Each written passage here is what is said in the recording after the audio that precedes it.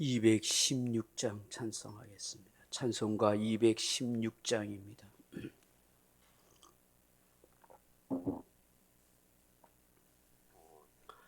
216장 찬송가입니다. 송저의 귀한 몸 날 위하여 버리신 그 사랑 고마워라. 내 머리 숙여서 주님께 비는 말 나 무엇 주님께 바치리까. 지금도 날 위해 강구하심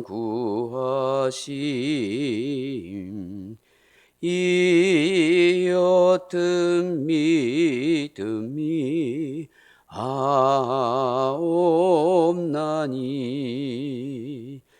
주님의 참사랑 고맙고 놀라와 찬송과 기도를 쉬지 않네. 주님의 십자가 나도 지고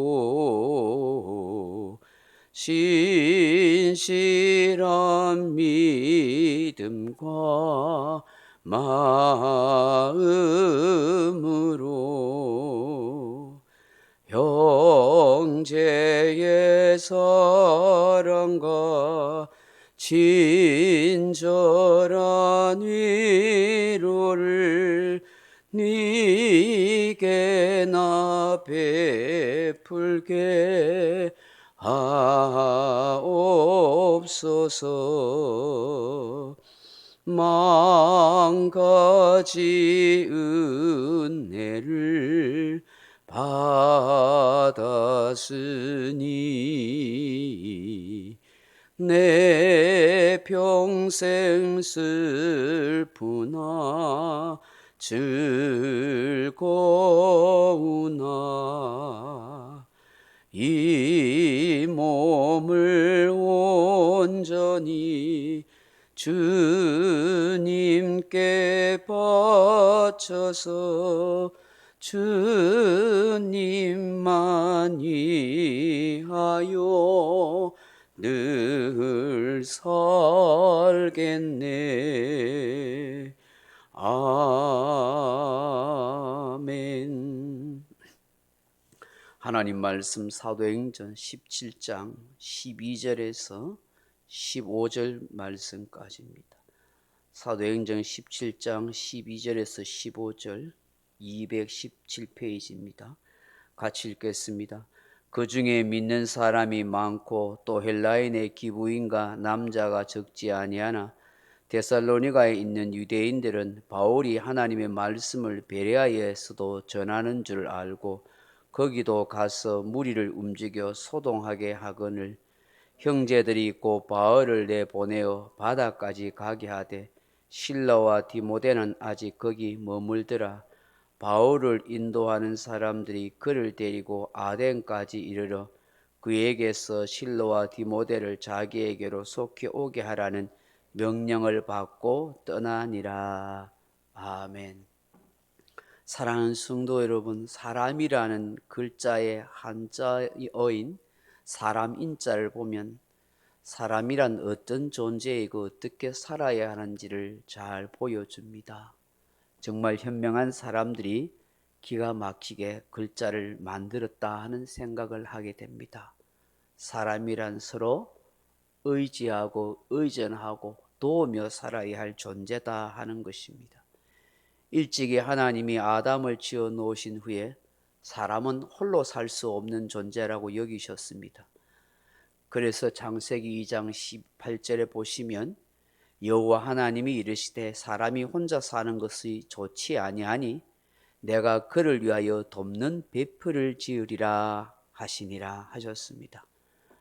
이렇게 말씀하신 후에 돕는 배필인 여자인 하와를 만드셨습니다. 사람은 나 홀로 살 수 없고 서로 도우며 살아가야 하는 존재라고 말씀하는 것입니다. 인간이라는 말이 영어로 휴먼입니다. 휴먼은 라틴어로는 흙이라는 단어인 휴모스에서 나왔습니다. 그런데 이 휴모스에서 겸손이라는 뜻의 휴밀리티가 나오기도 했습니다. 결국 사람은 흙에서 나온 존재이기 때문에 언제나 겸손해야 한다 하는 것입니다. 성도가 성도다울 수 있는 것도 자신의 근본이 흙이라는 사실을 깨닫고 겸손할 때입니다. 그렇기 때문에 하나님은 교만한 자는 물리치시되 겸손한 자에게 은혜를 베푸시니라고 말씀하는 것입니다.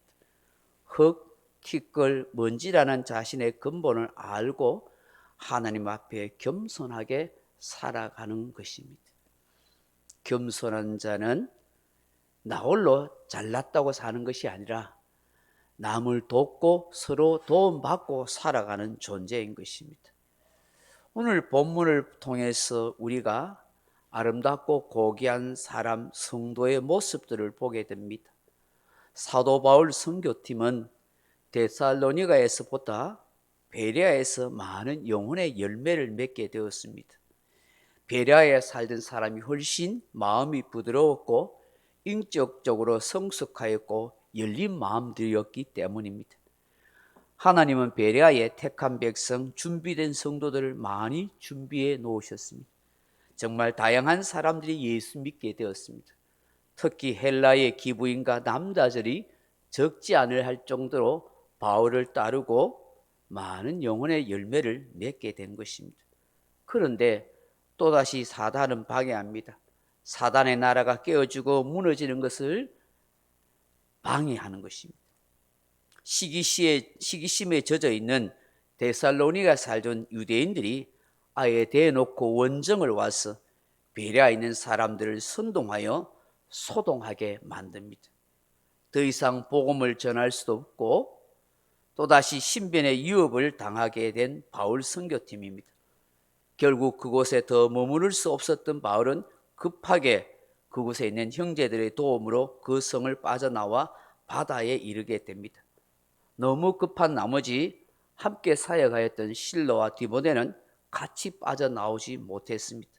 그야말로 비밀 작전처럼 그렇게 한 것입니다.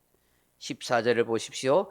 형제들이 곧 바울을 내보내어 바다까지 가게 하되 실라와 디모데는 아직 거기 머물더라. 아멘. 형제들이 바울을 내보내어 바다까지 가게 하였습니다. 그리고 또 15절 보십시오. 바울을 인도하는 사람들이 그를 데리고 아덴까지 이르러 그에게서 실라와 디모데를 자기에게로 속히 오게 하라는 명령을 받고 떠나니라. 아멘.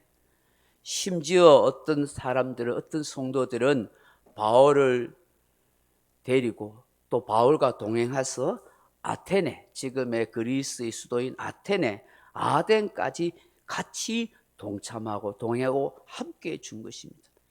이렇게 3인 1조가 되듯이 바울과 실로와 디모데 그리고 함께 동참하는 형제들 또 바울을 아덴까지 수고를 마다 않고 인도해 가는 그런 믿음의 형제들, 인도자들이 한 마음이 되어 있더라 하는 것입니다.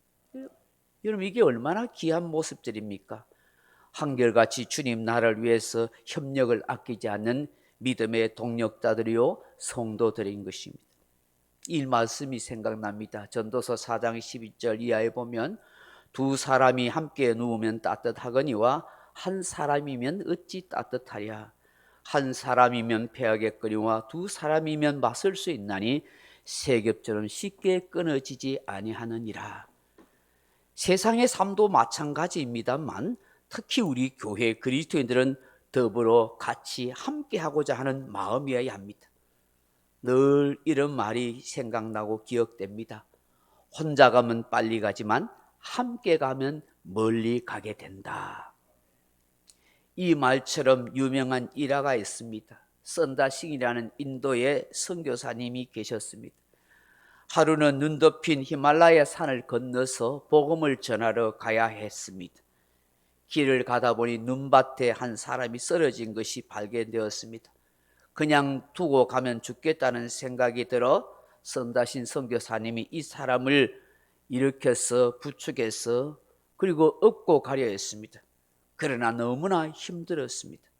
그때 마침 지나가는 한 사람이 있어서 이 사람과 같이 이 쓰러진 사람을 데리고 가자고 그렇게 요청했습니다. 그런데 이 사람은 혼자 걸어가기도 힘든데 어떻게 그 사람을 부축해서 가겠냐고 그냥 혼자 주랭랑치고 말았습니다. 할 수 없이 죽을 힘을 다해서 이 사람을 등에 업고 그렇게 눈 덮인 히말라야 산을 건너가게 되었다고 합니다.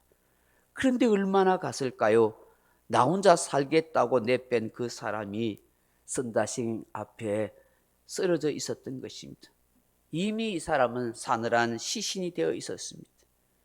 그런데 선다신 선교사님은 이 사람을 들쳐 업고 오다 보니 등에 땀이 흘러내려서 이 사람도 선다신 선교사님도 얼어 죽지 않고 힘들지만 그렇게 산을 건너왔다고 합니다. 혼자 살겠다고 빨리 갔던 사람은 죽었습니다. 그러나 함께 같이 갔던 사람은 멀리 가고 결국 그 산을 건너게 된 것입니다. 바울이 위대한 사도 바울이 된 것은 결코 나 홀로 선교 사역을 잘해서가 아닙니다. 하나님의 전적인 역사 아래 성령님의 도우심과 인도하심이 있었습니다. 또한 함께 팀을 이루어진 선업의 동력자들이 있었습니다. 가는 곳마다 돕고 협조해주는 믿음의 형제들, 성도들이 있었기 때문입니다. 우리 교회도 이와 같은 것입니다. 서로 같이 더불어 함께 해주는 그런 동력자들, 그런 성도들이 많아져야 하는 것입니다. 우리의 삶의 지경에서도 생각해 보십시오. 내가 소속된 가정, 내가 머무는 내 사업터에 함께 같이 더불어 해줄 좋은 마음을 가진 동력자, 성도, 같은 형제들이 필요한 것입니다. 이 새벽에 이 말씀을 묵상하면서 내가 어떻게 서로 돕고 도우며 같이 살아가야 하는가, 마음을 어떻게 같이 해야 하는가, 하나님의 은혜를 구하는 이 새벽이 되기를 주님의 이름으로 축원합니다. 각자 기도하시다가 돌아갈 수 있기를 바랍니다.